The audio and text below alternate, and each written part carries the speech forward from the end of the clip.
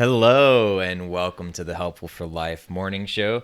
The show where we keep saying we're going to change the name, but we don't.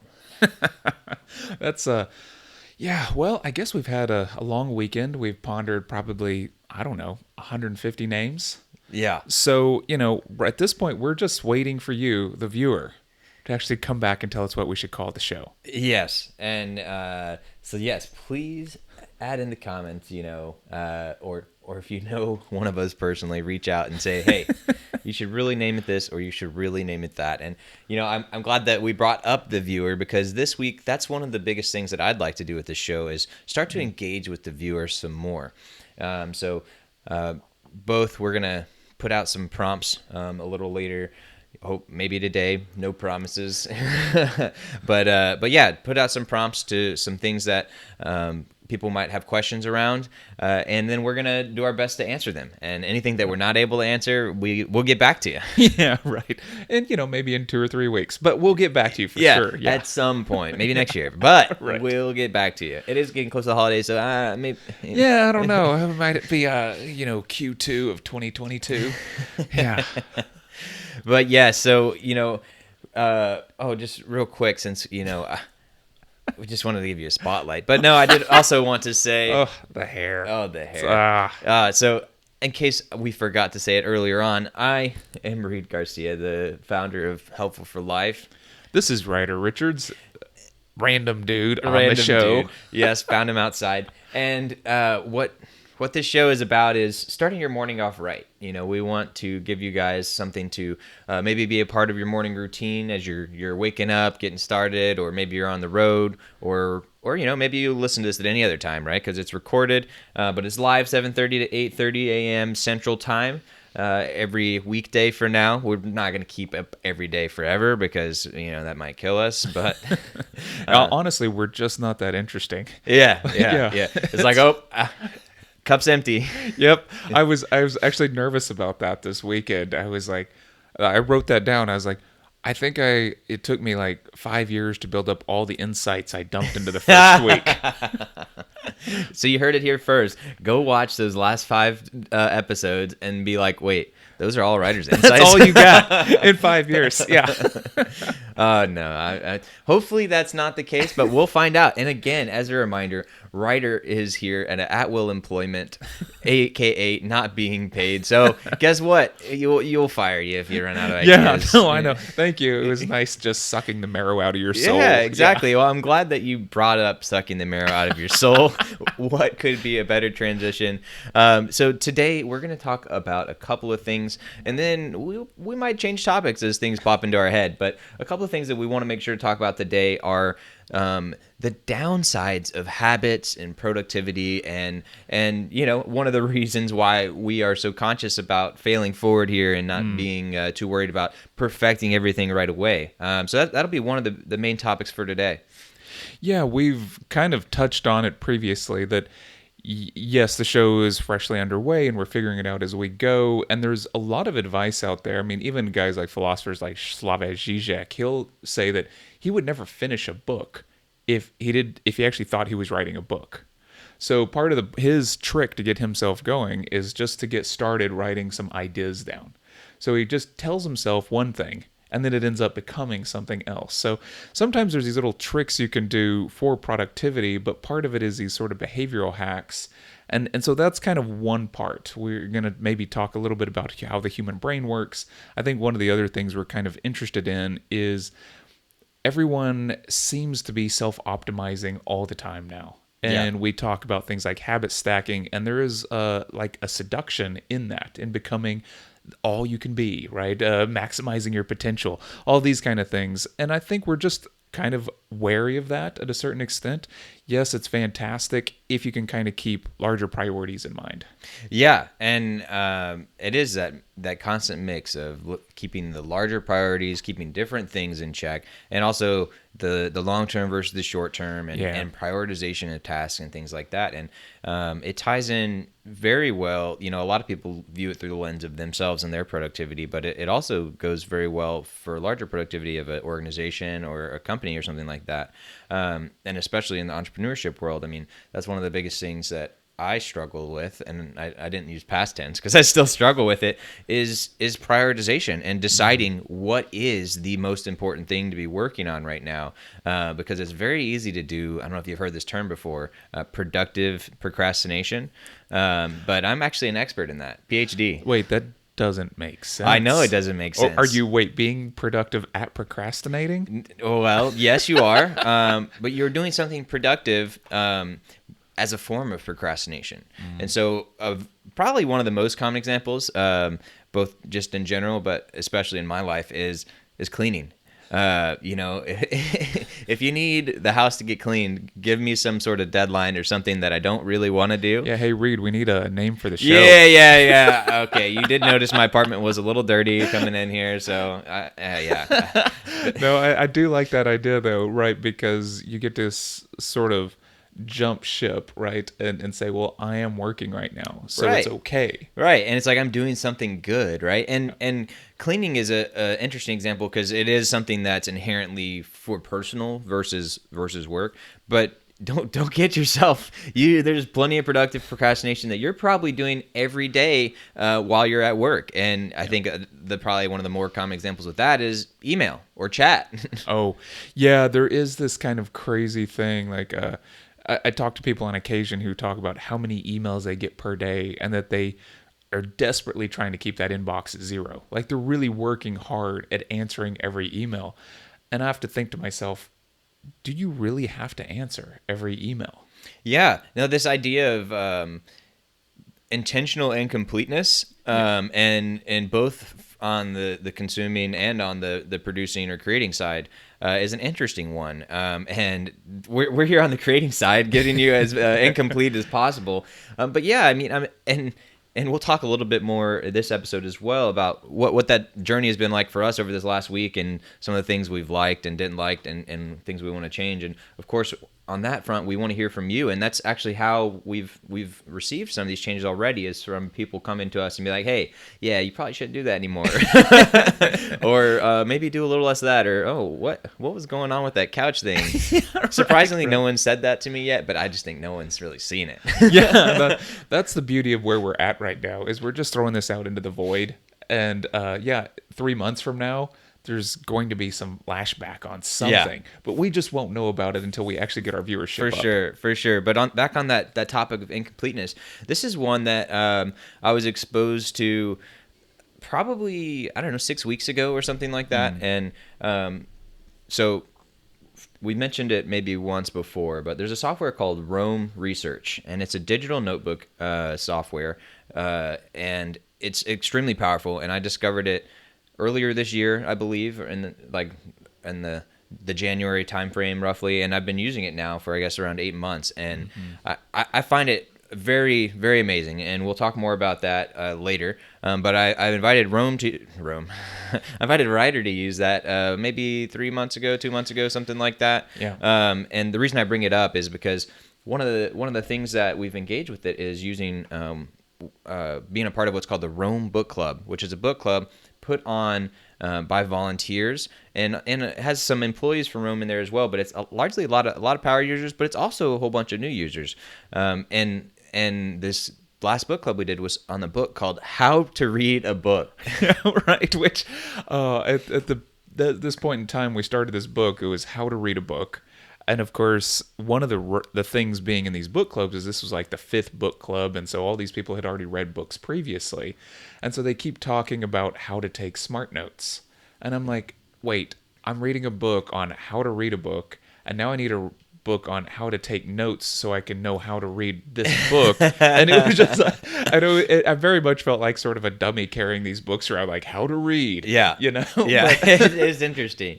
But one of the things about that book that I found really fascinating was one of the main points of it was, hey, you don't, and in fact, you shouldn't read every book cover to cover, and you really shouldn't even read every book. It's just like part of the process is go through that book really fast and then see if it's worth more of your time, which was kind of a shift, at least for me, on how to consume. And it goes back to that, that scarcity or that incompleteness, and how, it's okay to just do that real quick, figure out if it's worth before you dive in further, both on the create and the consume side.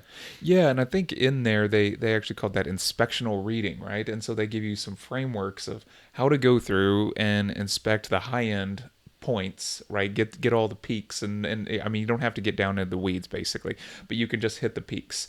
And what's kind of fun about that is to think that there are softwares as well today that help us with this. There's things like Blinkist and Lucid, and one of these guys that works on Rome a lot, Nat Eliason, has notes of books that he's taken, summaries.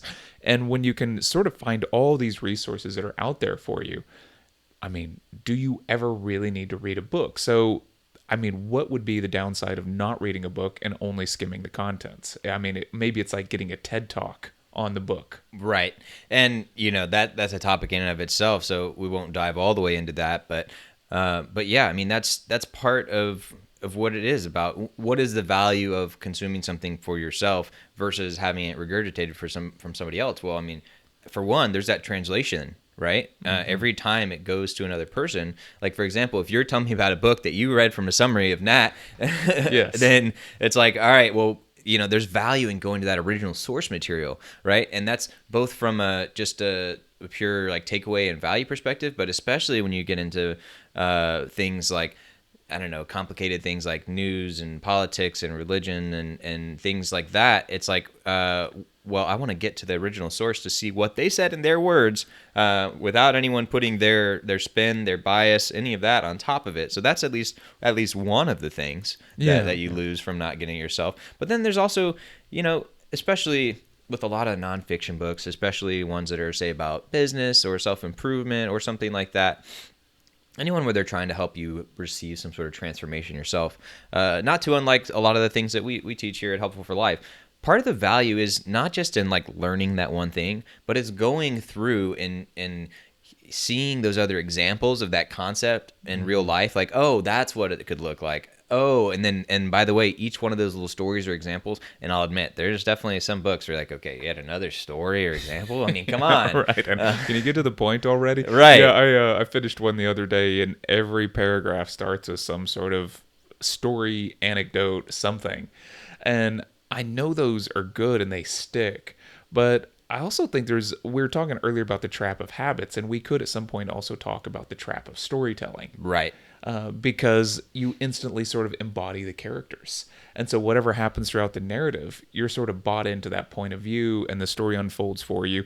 And there's a kind of passivity to that that can really kind of suck people in. But anyway, that's just something else completely. And when we were sort of talking about these habits, so using things like Rome Research and also doing this book club, like you are not only learning the software, but you're also sort of talking with really smart people, and you're learning these books. And a lot of these people are volunteers. Almost all of them are volunteers doing this.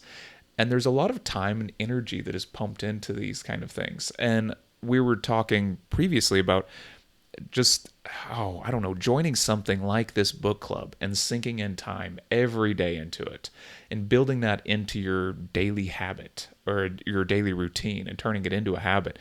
There's something that can be kind of transformational about that. Yes, there is. And, for the record, this was my first book club I'd ever done in my life, much less one that was done in this way. And again, one of the cool things about you doing this book club with this digital notebook is that we actually all shared one common notebook that we worked together in, and it didn't go perfectly, naturally, and it was a learning process as we were going, but that was also some of the nature of it, and it was really cool to be doing that. And yeah, I mean, it was people all over. It's probably one of the most geographically diverse groups of people that I've worked with. It's like, oh, there's this guy over in the UK, this guy in Germany, this guy in Africa, this guy over, wherever. They were kind of all over the place. But one of the things that Ryder and I were talking about this morning before we turned the cameras on was how we've learned and read and heard so much about productivity and habits and things like that. But we found ourselves reflecting, like, not that many people warn about the downsides of going down that path, and especially if you start to go too far or something like that. And that's actually one thing that this How to Read a Book they actually did address a little bit of, because one of the things we're talking about is doing more and more, and even right before we turned the mics on, you're like, oh, I'm starting to do more compound workouts, so I can work out more than one part of my body at the same time. Compress efficiency. Yeah, this is so funny. Like if you start factoring optimization into every part of your life, right? You're all of a sudden you're just like, well, if I'm gonna go to the gym, which workouts work out more muscles all at once so I can get a better workout quicker, Right. And this all for me seems to have started when I read 4-Hour Workweek, the Tim Ferriss book, right? Where if you set all these systems up and optimize all these things, well, then that's fantastic. But one of the things he points out in the book that a lot of people seem to forget is that you do that so that you can live a richer, fuller life in some other capacity. Right. But what I tend to see instead is that everyone hyper optimizes and then they go overboard being productive. So I was listening to Tom Bilio's Impact Theory the other day, and he was talking about working like, well, I usually get in about 92 hours a week of work. And I'm just like, that's just ridiculous. Like, I mean, at what point, that's what's funny is, yes, you're successful, but what is the cost of that? Right. And this is a guy who talks about habit stacking. He talks about all these things so he can be hyper productive. And there's a sort of prolificness to that. And I think there's a seductive trap in there of being super productive and then gauging yourself, your own value in the world, and always giving back value, always adding value. I find business people talk about this all the time, and I want to tell them that's a trap. Like this idea of always providing value and always doing more. And then, I mean, you start seeing burnout and you start seeing people that have breakdowns and you start seeing other problems. But I would also hazard to guess that a lot of productivity comes about when people are stuck at home during COVID. That was when I think for the first time I started just bumping into this notion of the self-optimizer and how much we need to be optimizing every moment of our day. Well, you need to be is the strong word there, right? And that's kind of the trap that you fall into, is you feel that constant need to be doing more, need to be doing things faster, or what have you. And that's already on top of, especially here in America, that fact that we all come from that scarcity mindset. Mm-hmm. And then that can also be even stacked even further based off of what your background is. And, do you come from a place of scarcity? That's a common theme with people who come from lack of money, right? Even once they get more money than they'd ever need in their life, like they're still viewing it through that lens just because that's how essentially they're wired, right?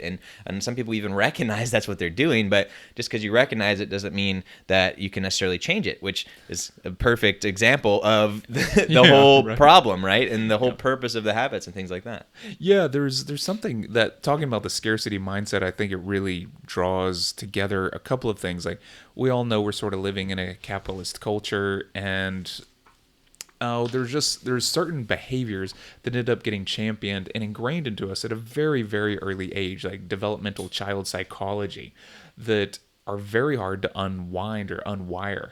And what one of these might be the idea that your value is through your productivity or your worth.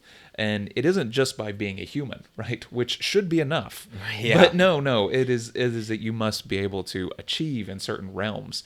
And so whenever somebody feels that they are not achieving and they're looking around for what they should do to achieve, there's certain kinds of advice that pop up on the internet. Be your best self, find your passion, these kind of things. And of course, are any of us programmed for that? Do we even know what our passion is? Because what I tend to find is people's passions are sometimes things like just being really productive and making a lot of money. Right. And there are a lot of traps you can fall into as you start to find and look for those areas that, one, you could be more productive, two, they fall more in line with what you want to do. And also an interesting thing that comes up when you talk about this stuff is the differences amongst the generations, right? When, for example, with my generation versus my parents, my parents very much came up with the find that career, mm-hmm. and you're pretty much going to stay in that career for a while, if not the whole career, right? And the generation before them, it was basically one career forever. And then there's the aspect of retirement, and then at some point you'll never work, right? And then now more and more people are brushing up against that and being like, well, I don't really think retirement is something I want to do because I don't want to sit around or whatever. So yeah, it brings up a lot about that type of thing. Yeah, there's a book that I read maybe a year and a half ago at this point, and it's called Moral Mazes by Robert Jackow. And he's a sociologist who goes and maps out how middle managers operate in massive corporations. And when I say massive, we're talking 50 to 200,000 employees or something like this. Which is not your typical startup or entrepreneurial activity. But what's really kind of fascinating is to sort of map out how everyone gives sort of credence to the Protestant work ethic. That's Max Weber's sort of he's one of the first sociologists to really sort of mix in some of these ideas. But it talks about a couple of things. One of them is bureaucracy and the trap that bureaucracy creates.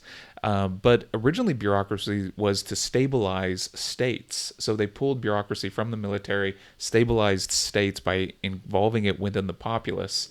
And what that allowed is for the stabilization allowed for finance. So when we start looking around at companies that operate through something like heavy bureaucracies, and the one funny thing about the sort of pyramid of bureaucracy where everyone knows their position and they're in it so it feels very stable, is that you also sort of weed out productivity, which is strange because we will give a lot of credence to the Protestant work ethic about working all the time for productivity. But what kind of happened at some point too is that the Protestant work ethic changed the way that money operated into your value could be seen through your portfolio, through your index of wealth that meant that you were chosen, you were one of God's chosen. So that kind of stripped the productivity out, but we still had to give credence to it to sort of form Protestant values. So what's kind of strange in the companies now is that the higher up you go, then the more right you are, the more righteous you are. And Interesting. yeah, it was just kind of a really interesting book to sort of map out how there was a lot of lip service given to a lot of values. But one of the things they found was that the people who stayed at work the longest, whether or not they were productive, were seen to be hard workers, and being seen or perceived as a hard worker, being seen as productive simply by the hours you put in, was more valuable in a company than actually being productive or smart. Well, and just to acknowledge, we're shifting a little bit from the habit and the productivity a little bit to the career, and it's this overlap naturally. Mm-hmm. But yeah, I mean, I think the reason for your last point, which was that, and at least at this time, and I would argue it's still in some places, and especially the outward visibility of work. Versus the actual value versus the perceived value, those are all very different. Yes. And I think the reason is because that actually requires a little bit of work and or deeper understanding on the other person, right? Whether that be a coworker or a boss or whatever. Like, one of the fears a lot of people have is I'm going to get fired if they don't.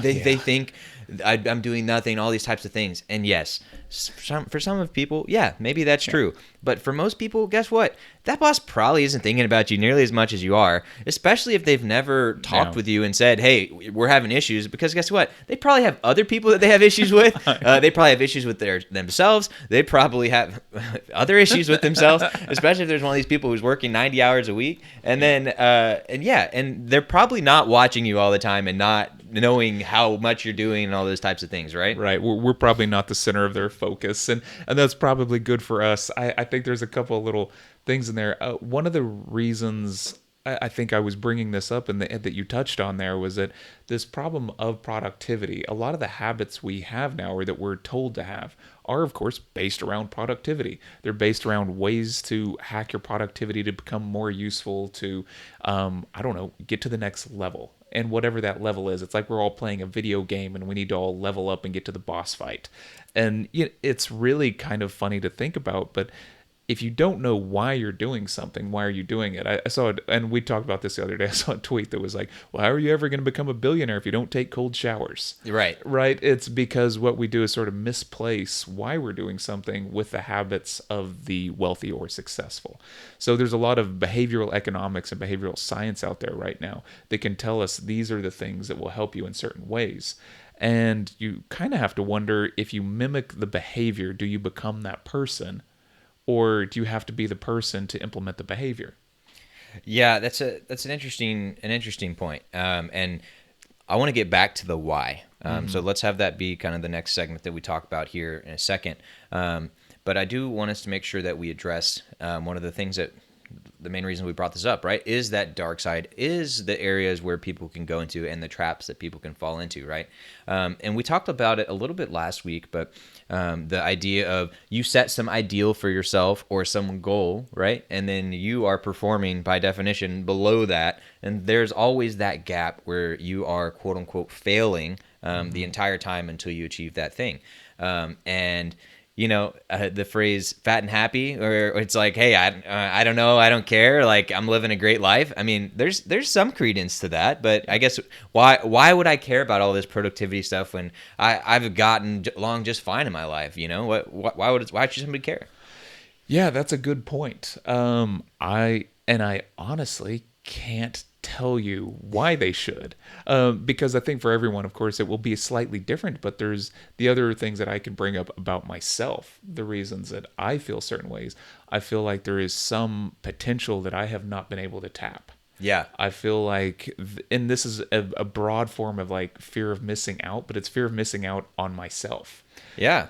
Well, and this ties very well in with the why, because in my opinion, you get to that why, you get to that base understanding of what is your why, which, by the way, is not like a 0-1 thing. It's not on or off. Like you don't instantly figure it out and then have it for the rest of your life. I think that's one of the common myths, right? That's a huge myth, and I fall into it all the time. Yeah. It was like, when I was 20, I wrote a list of goals of what I wanted to do by the time I was 40.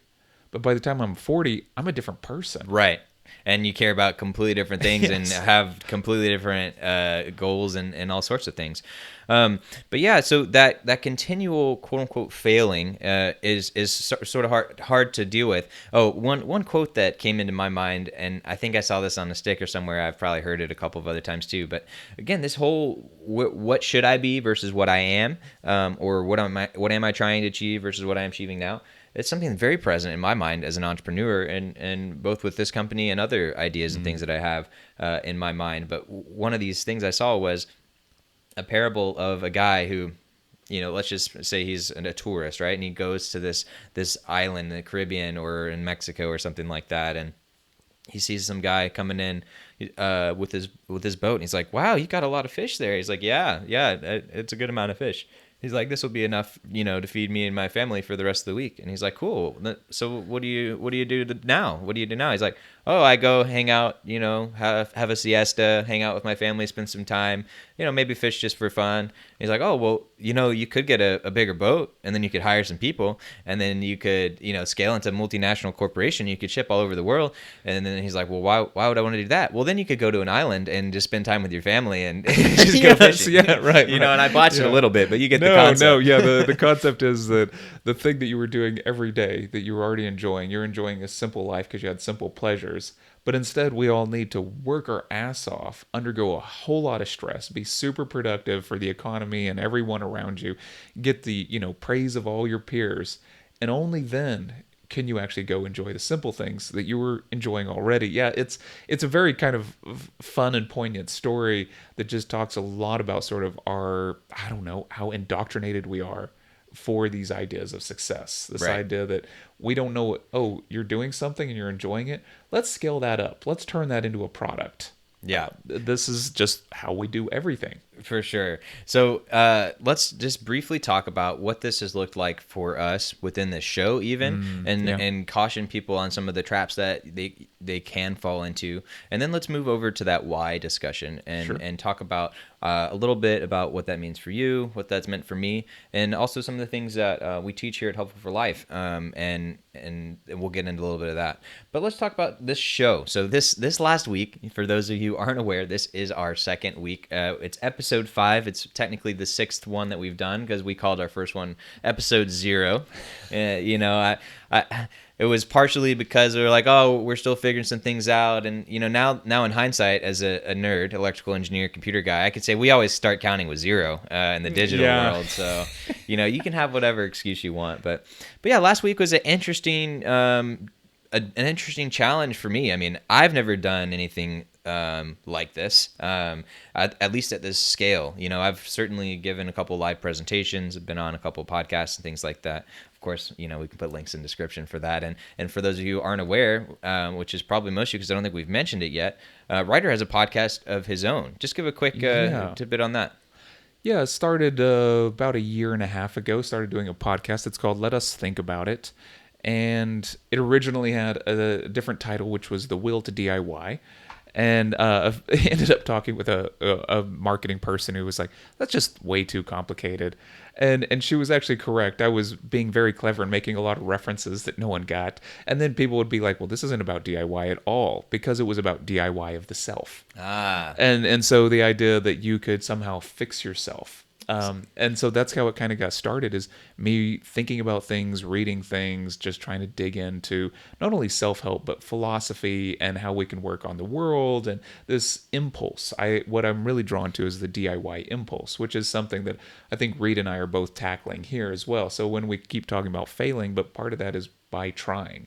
If you don't actually get off your butt and do something, right, then you'll never get to that degree of like proficiency or mastery. Right. And that's one of the things that, we've talked about a couple times. I'm sure will come up many times again, but that produce versus consume, or making versus consuming, and creating versus consuming.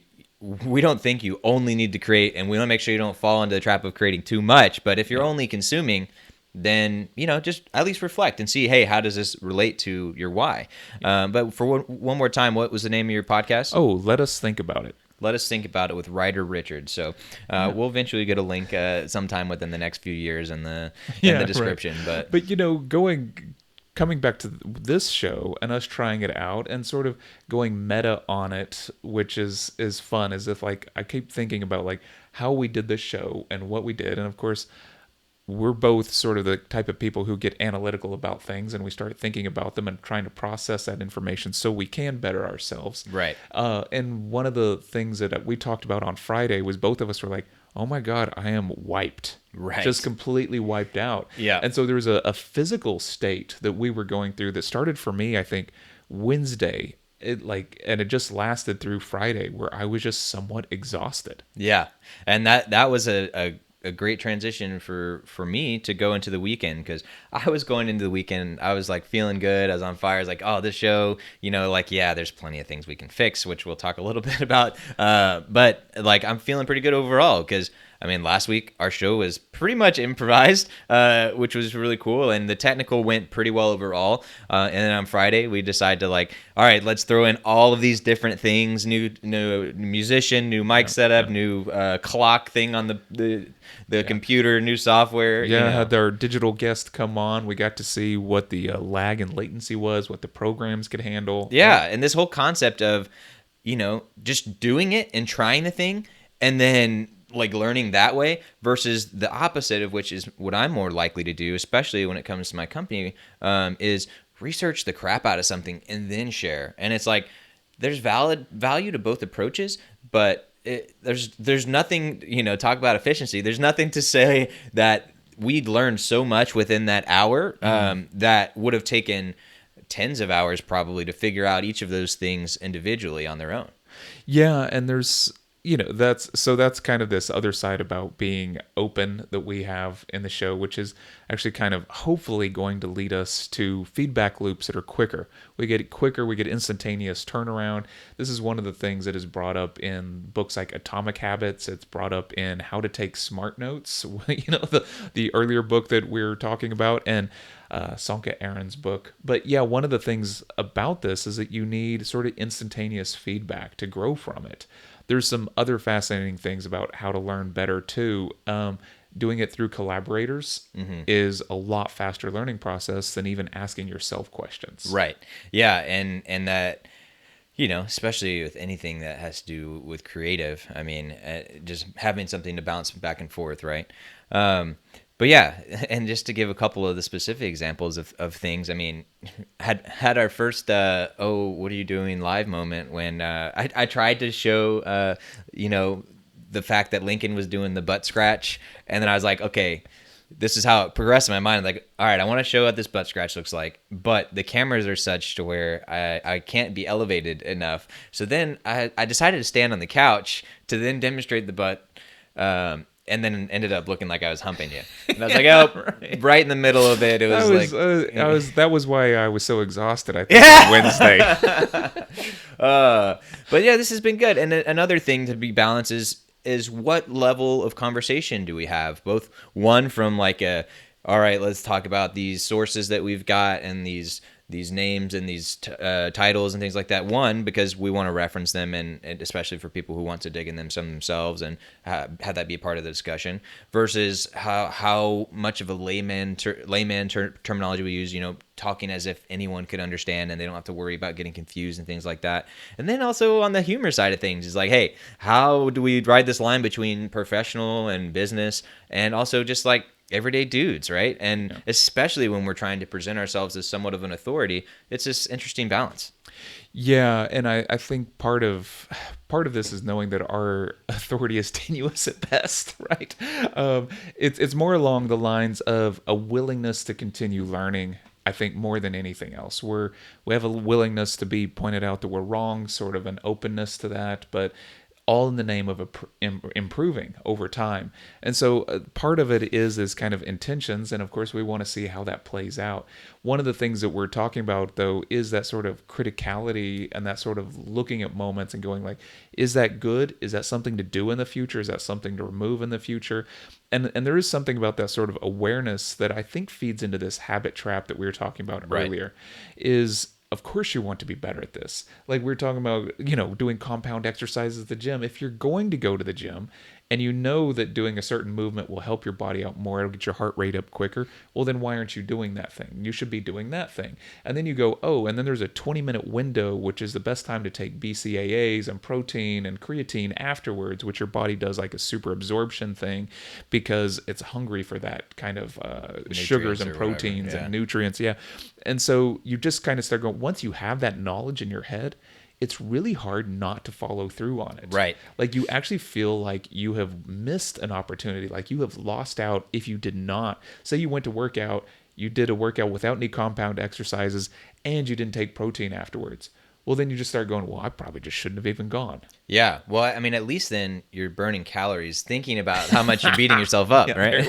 There we go. But yeah, no, that is the trap, right? Is you can see all of the things that are possible, and then the solution largely is, hey, recognize and be okay with that you're not going to hit that all the time. Even after you're quote unquote peak human, say you've been doing this for 10, 20 years, living intentionally, habit stacking, doing all these types of things, guess what? You're still going to fall short. You're still going to make mistakes. You're still going to be doing all these wrong things. And honestly, that's how I want it. I mean, remember, we're human after all, right? Like we don't want to go too far to the robot aspect, and you don't want to go too far to the too busy side, because again, that's where you start to lose some of the value of what you're doing in the first place. Yeah, I think it's very easy to fall into the trap of loving your routine. Your routine can very easily become a replacement for life itself. And you can call it living, but it's not actually living, right? You're an automaton at some point. So I don't know exactly how you gauge that. You should probably be talking to your loved ones around you. By the way, have I become a robot? Yes, that's probably a good check. But yeah, and then also, there are cycles, right? And just accept, like, there's going to be some weeks where you're killing it, you're firing on all cylinders, you're doing all the things, and there's going to be other ones where you're stooping real low. And that actually, when you are stooping real low, that can be one of the times where having that structure is still enabling you to do some things, to get some productivity things done, and to say, hey, I'm not my best right now, I'm not fully there, I'm not, my mind's elsewhere, I'm exhausted, whatever, some dude just humped me. You're down low, but you're still able to get that output because of the systems you've put into place. So that's pros and cons, right? There are, and then one of the things that we haven't touched on a whole lot yet, but one of the, let's call it a benefit of having these habits and having these routines, is when you go through something like depression, one of the things that pulls you out of it can be productivity routines. Just getting out and moving sometimes is a big enough struggle. So one of the things they heavily recommend for depressed people are things like working out, keeping a journal, like having processes that you do on a daily basis that can sort of help you not only engage with the world, but have something you do that makes you productive or lets you feel that way. And so some of these are really empowering tendencies. So that was one of the things when I was going through COVID and was starting to get really bummed out. Well, then I started looking around on what you can do for yourself cognitively that can help you dig yourself out of feeling that sort of sadness or ennui or whatever the heck it is. And one of them is to have these great habits. Yeah. And so you start doing the habits, you start feeling better, you start relying more on the habits. And then we keep talking about habit stacking, and we haven't really clarified maybe what that is, but y'all probably already know. It's one of those things that I originally came across, and once again, this Tom Bilyeu and impact theory was talking about doing meditation and what happens to your brain when you meditate. You sort of zone out through fMRI technology. They've really seen that there's certain parts of your brain that go sort of dormant, and that opens up other capacities in your brain. And so your kind of hyperabsorption is there right afterwards. So if you went from doing meditation into something like reading, you would absorb more information. If you went straight into something like journaling, you might have a more clear idea of what's going on because you've cleaned some of that sort of rambling detritus out of your head that's always distracting you. So there's ways to stack two habits together to get more than either one of them alone will give you. Yeah, and so that is I will call like a level 2 type of habit stack. I'll start with the very basic level 0, level 1. Let's think about something that people should be doing every day. And I don't use the word should often. I'm careful about it. But I think science says you should be brushing your teeth every day, right? So that's one habit that people should have. What do they know? At least once a day, if not multiple. But that is a very natural thing to stack habits on top of. Whether it's brushing your teeth, whether it's making your coffee, whether it's doing your meditation, whether it's taking someone to school, whatever it is where you have some sort of habit already or routine that you're doing every day, every week, whatever frequency you want, simply take another habit, something else that you want to do, and you stack it on it. You add that to it. So now, okay, every time I brush my teeth, I also take a vitamin. Or every time I brush my teeth, I also do a single curl. So I get my workout in for the day. Right, you know? right. With a tube of toothpaste. With the tube of toothpaste, yeah. But so yeah, I mean, there's so much we could talk about habits and routines and things like that. But the main takeaway I have for that is, be realistic. Remember the fact that you are human, and if you are looking to self-improve. But by the way, another trap of that whole improvement productivity thing is always looking for the next optimization, right? It's like, let me optimize my optimizing. Yes. And what's so funny about that is you can spend all day setting up your habits and your optimization and never really pull back out of that. For sure. You can stay deep within there, and there's a comfort there. And I don't know if I want to go off on this tangent too much, but there is something about gaming and control and agency and autonomy that can come out of doing things like playing a video game, messing with software, organizing things, right? You're not actually being productive in the outer world, but there's kind of a self-soothing where there's a perfect contingency that happens there where your mind and your hands relate and you feel productive because, once again, productive procrastination, you are active. And so this is one of those little traps that we can fall into quite easily. And here's the thing. It's never a trap maybe if you're aware of it. Yes. That's not true. I said yes immediately. I was like, wait, never say never. Be careful with the trap as you fall into it. It's still a trap. But this is my favorite trap. I love this trap. Yes, but I will say step 1 is to be aware of it, right? And then if you fall in the trap of falling for traps multiple times, recognize, okay, hey, I'm realizing that those really smart dudes, Reed and Ryder, they said, watch out for this thing, and now it's happening. Yeah. Okay, now what, right? And so the first step is to be self-aware that it's happening, and then the next step is changing the habit or the routine or whatever to make sure that you aren't falling into that trap. And then maybe you need to change your environment. Maybe you need to change the habit you're stacking it with. Maybe you need to change how you're being held accountable. There's a lot that you may want to change about it, but I do want us to move on, because again, we could talk about this forever. But keep a good mindset.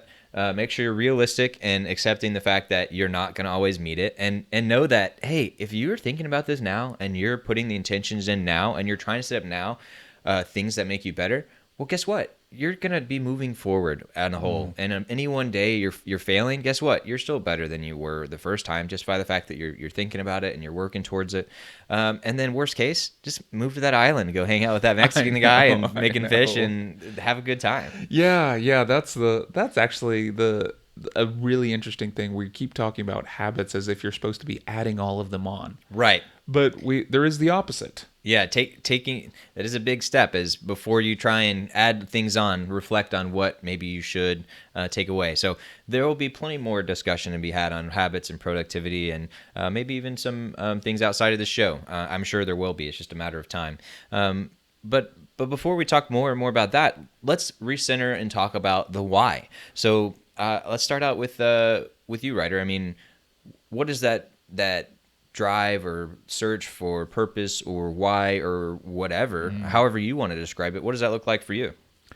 Oh man, yeah, that's kind of a messy question, because it starts really getting into the psychology of things. I have some sort of idea that I'm reading a lot of things. I try to be aware of things. We talked briefly about this previously, Reed, but trying to do. There's two types of reading according to Eve Sedgwick, and one of them is reparative and one of them is paranoid. A lot of times people do paranoid reading because they're trying to figure out the world. The world is uncontrollable. They don't have any agency within it, and they're trying to find a way to sort of figure it out.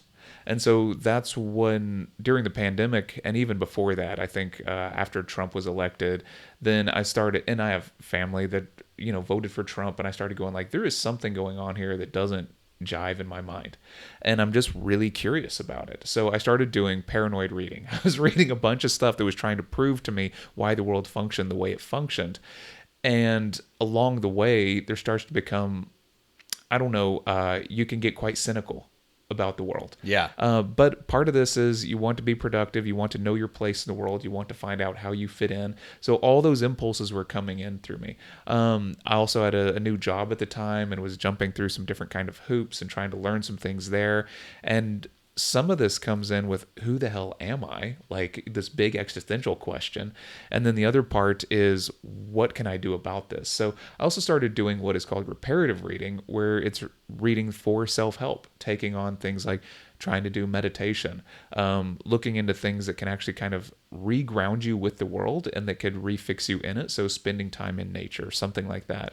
And what I'm kind of doing through all of these multiple habits is trying to like recenter who I am, that is outside of some of these kind of externalities that keep sort of showing up, The labels, buffering me and battering me, and it's all this kind of stuff. Like some guy or co-host or dude or artist. Oh God, no, I don't identify with any of those. DIYer. Yeah. Oh well, that. But not that kind of DIYer, but also that kind of DIYer. I'm all kinds. Both kinds of DIYers.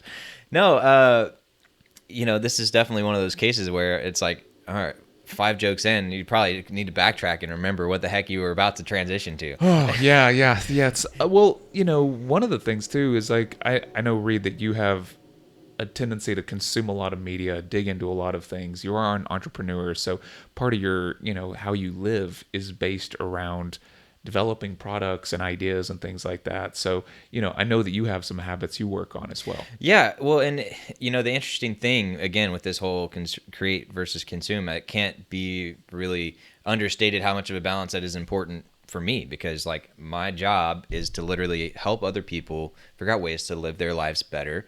Sure, that's more productively. That's also more purposely, and helping them with all these other things that they don't either realize that they need help with. And in some cases they do, some cases they don't. And then also the things where maybe they deep down know, but they don't outwardly admit it, or maybe they even know they need it, but they still have that resistance, right? For example, it's like, hey, you should brush your teeth, one time a day. And it's like, well, writer's like in his head, like, I know I should, but I'm not going to. I don't want to, and he maybe not even really understand why. But maybe it's deeply related with your childhood or whatever trauma right. history or whatnot. And maybe it's not. Maybe it's just you're a stubborn dude who doesn't like to be told, and he's like, I know it's right, but Yeah. Oh man, a little side story here. I've got a friend who uses this weird device that like he doesn't go to the dentist, so he uses some weird device that like he puts to the side of his face that like kills bacteria in your mouth. okay. And he's like, I don't know. It's very strange, but Interesting. His teeth don't look great. But, but he's The sample size of one, not great. right. But there's something about if I kill all the bacteria, I'll be fine. It's the Right. bacteria that kills you when you have bad teeth. I bet he read a great article on that. I'm sure. I wonder where he got it. Yeah. No, but back to the purpose and meaning and discussion. So it's worth noting that in my mind, you can't have this discussion without at least talking about religion and spirituality. And we're not going to give that any real justice here today. We're definitely going to have plenty of discussions of that in the future. Because, that's one of the main places people point to is, oh, well, for example, I'm a Christian and I do it all for God, and I'm doing the things with God's gifts to me, and I'm making the most use of them and things like that. And then there's also then there's that just reality check, which is regardless of whether or not you believe in God, it's like, are you really like hearing God every day who's telling you? And, depending on who you ask, some people will be like, yes, I am. And I'm not going to dispute whether or not that's true because there's no way for me to know. But then there's I'll say the vast majority who probably would say, no, I'm not. And I still have these questions. And yeah, that is my faith or my belief or whatever, whether it's Christianity or whatever. But I still need a little help in translating that into, all right, it's 7 a.m. I'm up. Where do I go now? What do I do? Yeah. But yeah, so one of the big things for me that I learned more and more about purpose and things like that. I mean, again, the first step is just taking a second and stepping back and then analyzing your situation, right? And that means, where are you at right now? Where are you headed? How did you get to where you are? And then, the important one that we're talking about is kind of, where do you want to be and where do you want to go and why, right? But it's so easy to get caught up in that day to day, in those habits, in those routines. And oh, by the way, even if you haven't intentionally created habits and routines, you probably have a lot of habits and routines. Yeah, right? well, most of them we have are unintentional, right? Yeah. Flopping down on the couch at 7 o'clock to watch Netflix or whatever the heck it is. Like, that is also a habit, even though you haven't written it down and it's not on your schedule. Right. And so one of the things is, as you're exploring and looking at and you're stepping out, recognizing this is an important one to me, is your purpose and your drive and your desire, that does not have to be tied to your career. Certainly, it can be great if they overlap and they happen to be the same thing, but they don't have to. And there's pros and cons of that when you do couple them and when you decouple them. But there's also just the fact that a lot of people don't have that ability or situation in life to be able to do that type of thing, or whatever it is, the thing that they are wanting to do. Maybe it just can't financially support their situation or whatever life that they want to live, whatever. So yeah, talk a little bit about what your thoughts are about decoupling that career and job aspect from the purpose. Yeah, so as an artist, with my training in art, I have, a master's degree in painting, but mostly I do sculpture. I do some paintings and drawings still, but what ends up kind of happening for me along the way was realizing that trying to monetize my art was taking down me a path of being very formulaic, where I was going to end up creating pretty much, at one point I was doing I was igniting gunpowder to make drawings. And so a lot of people were liking these. I was starting to sell some of them. I was getting some gallery traction. Things were pretty good in that space. But I was then just being called, oh, the gunpowder guy. Right. And there is some other famous people that do gunpowder art. So I wasn't the only one. But that just became a label and a formula. And I just kept thinking to myself, this is not all I am. And so I ended up decoupling my art from money. And what's fast, for better or worse. Yeah, for better or worse. I think it's better for the art. It might have been I don't know. I don't know if it's for worse or not. Because the fascinating thing is it leads me into a lot of different territories. I think about things. I have a whole variety of creative practices now. I have skills that go across multiple disciplines because I didn't become specialized in one area. So I find myself to be maybe a richer, more interesting person, but that might just be hindsight bias. Who knows? But yeah, I think decoupling them, if you put too much pressure on that passion or that hobby and we try to monetize every aspect of our life, there's going to be times where all of it becomes work, where Yeah. none of it is leisure, none of it is hobby, because everything is driven by the dollar. Yeah, and which brings up another trap that a lot of times people will fall into is like, oh, I've got my main job, that's what I do, but then on the side I do this thing, aka a side hustle, right? And a lot of times maybe it is something that starts out as art or video games or whatever, and it's like, this is the thing I do for fun, and then you start to say, well, I like doing that thing, and maybe I want to try and make a little bit of money from it, and then Yeah. there's that whole shift of, oh, well, is it still fun? Is it still doing all those things for me, or does it become an issue or part of the problem? Yeah, and these are huge questions that there isn't a binary on this. I think there's definitely a spectrum on these kind of Right. things. And that's okay. Yeah. It's okay to sort of like drift through these or to try one out for a while. I think that's what's fascinating about careers now. We seem to be in a time that you mentioned this earlier, like our great grandparents, they found one job and they're loyal to it for the rest of their life. And found is a strong word, right? Oh, right. Today, in this day and age, it's like anything you want in life. You get to quote unquote choose, especially here in America, especially if you're of, good socioeconomic class. Like you could do, like it couldn't be more true now than ever. You could literally do whatever you want to do. It's just a matter of time. And maybe that's a little bit of an overstatement, but you go with me here, right? Yeah. Whereas back in the day is like, well, my father was a farmer. I was born on a farm. The stuff needed growing and cutting. I was a farmer. Yeah. Or we've always worked for this one company. 52 years working Yeah. for one company or something like that. Especially if it's like, oh, I'm in a small town and that's the one company in town. Yeah. Well, and then we've also bumped into, and this is discussed in Sandel's Tyranny of Merit, that the newer generation, because of the way they're trained in school, is very good at what we would call like superficial processing. So they're fantastic at nailing interviews, having all this knowledge. They interview great, they come across great, but then once they're in the job, not only are they not satisfied, but they don't really actually enjoy the job or like the job, so they end up changing jobs like shirts. And they exit rather than giving voice to complaint because they haven't been taught how to complain or deal with confrontation, so they tend to as Sandel says, they tend to exit. Yeah, and then that's not even to include those who do say something and then nothing happens. Right. Yeah, and these are sort of some massive generational shifts. But Right. when we start talking about hobby and career and finding your passion and all this stuff, it just sort of I'm just like, oh boy, man, this is loaded jargon. For sure. No, and again, one of the things that you said earlier, I want to make sure to point out is this labeling and this outward appearance, right? And it's one of the, again, I'll call it a trap that we've fallen into, at least as Americans, is when you start meeting somebody, one of the first questions you ask them is, what do you do for work? And maybe not in that exact phrasing, but what do you do really is the more common and that's implied, like for work. And I myself am trying to shift away from that question. I still fail at it. And there's also times where just by nature of what I'm doing, like it is in my interest to at least at some point in the conversation figure out what you do. But yeah, like one example of a slightly different shift is, what do you like to do for fun? Or what do you do in your spare time? Like engage with someone on something where they're optionally engaging into it. And the downside of that is sometimes a lot of people are like, I don't know, or nothing. Right. What do you mean? What is this fun you speak of? Yeah.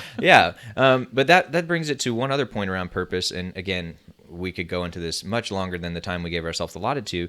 But I wanted to point this out was being aware and accepting of the fact that it's up to you. It's up to you to decide what that is and what's okay, and not, as hard as it may be, eschewing, which is a fancy way of saying ignoring the people who are saying otherwise, right? Because, you shouldn't do that because there's not enough money in that, or you can't do that because of XYZ. There's an infinite number of reasons, but recognizing the fact that, one, like we talked about, it does, your purpose and your passion, your fulfillment does not have to come from work.